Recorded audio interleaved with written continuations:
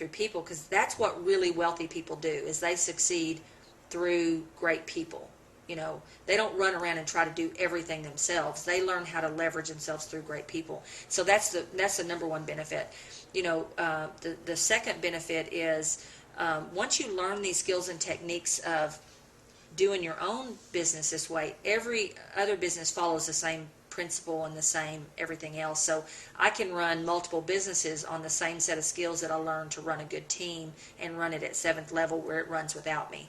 So to me, that's the greatest gift of doing all of this is. But now, by the way, you asked me, one of the things you asked me is what is the greatest challenges? That's the greatest challenges and that's the greatest gift.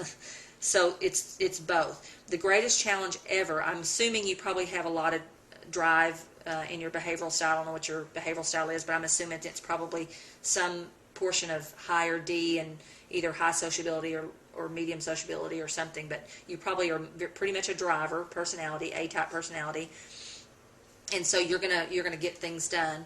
And so the hardest part, you may have a little more sociability, because I did hear you say I really like being a part of a team and the synergy and the like-mindedness. So you probably do have some, maybe even more sociability than I have. But still, succeeding through people is the most difficult thing I've ever tried to do. So it's the greatest struggle, and now it's the greatest gift. So having come through it and not being willing to give up every time it didn't work, but go back and figure out, what do I need to develop in me? What am I doing wrong? What skill do I not have? Which is what most of us, we just want to give up and say this doesn't work or that kind of stuff. Instead, always going and saying, okay, I must not know something. I must have skipped a step. I must need to learn different skills or change my belief sometimes, maybe even. And so in doing that, that became my greatest gift, because now you can live on the side of the world of wealthy people. You can, go to Montana in one week and Bahamas the next, and Missouri and Nashville, and I mean, just go anywhere you want to go, because these businesses are going to thrive whether you're there or you're not. And so that's the greatest gift, is that you learn how to run successful businesses through other people. So it's the challenge and the gift is the people part, because as real estate agents, we're great technicians. Know how to go get a listing, know how to go work a buyer, blah, blah, blah, blah, blah. But those are not the same skills and techniques. And sometimes we don't have the right beliefs around the people part of it, because when you really get conceptually, and I being trained by Gary Keller, this is the world that I come from, you really change your whole belief about what succeeding through people looks like. It now looks like a beautiful covenant relationship that I lay awake at night and worry about them, and they lay awake at night and worry about me. I have to be honest with you, I built my team to level 5 before I ever even met Gary Keller, and had no idea there was a level 7. But I didn't do it with that same mindset and that same heart of, I'm going to go get people that they lay awake at night and worry about me, and I lay awake at night and worry about them. That wasn't the gist of it. And everything changes when everything you're doing in your dynamics is about finding the greatest, most incredible talent you can find, and really getting excited and behind the fact that if you model your situation correctly, their life can go to a bigger place with you than it could without you. And so that really, to me, is probably the biggest difference in the belief and the mindset. And finding those kind of people is hard. That's where most people want to give up, because they're real unique. They're 1%ers. And so now I went from spending less than 10% of my time in my real estate practice looking for great people to be associated with, to now 90% of my time is all about meeting and talking and discussing and finding and discovering great people. So that's a huge paradigm shift. That's the biggest shift that happens, is over time, with you starting today, over some time period, depending on how quickly you learn and how quickly you go put yourself out there. When we ask about the timeline, well, it's how much pain can you endure, because we got to go get through the pain to get you there. And it depends on where your business is. So I'm going to ask you a couple of questions about your business, but it'll be, it'll follow a certain group of hardships and lessons and those kinds of things, and then you just kind of, you wake up and go, oh my gosh, I'm at my world's at a complete different place. How many listings do you guys currently carry? 16. Okay. I will just be real honest with you.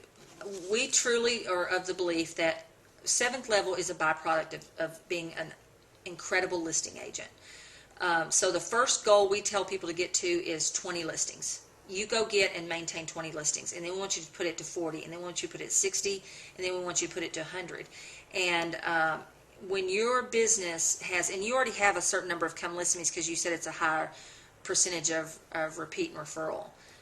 And so, one thing that really jumped out at me one time when I was in a meeting with Gary is he said, pretty much you can decide when you want to have a business rather than a job. Because if you think about it, have y'all ever owned any other businesses?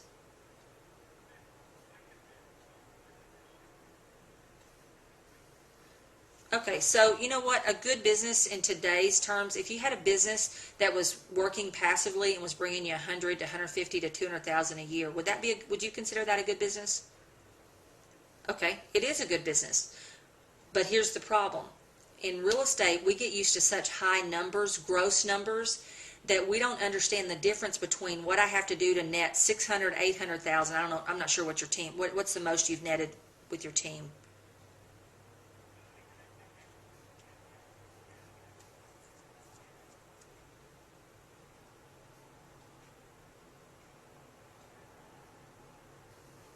Okay, so almost 300,000.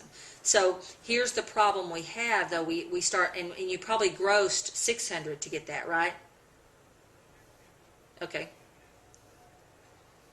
Well, your average sales price is higher, so you're probably going to have a little bit less. So what did you have to gross? 500,000?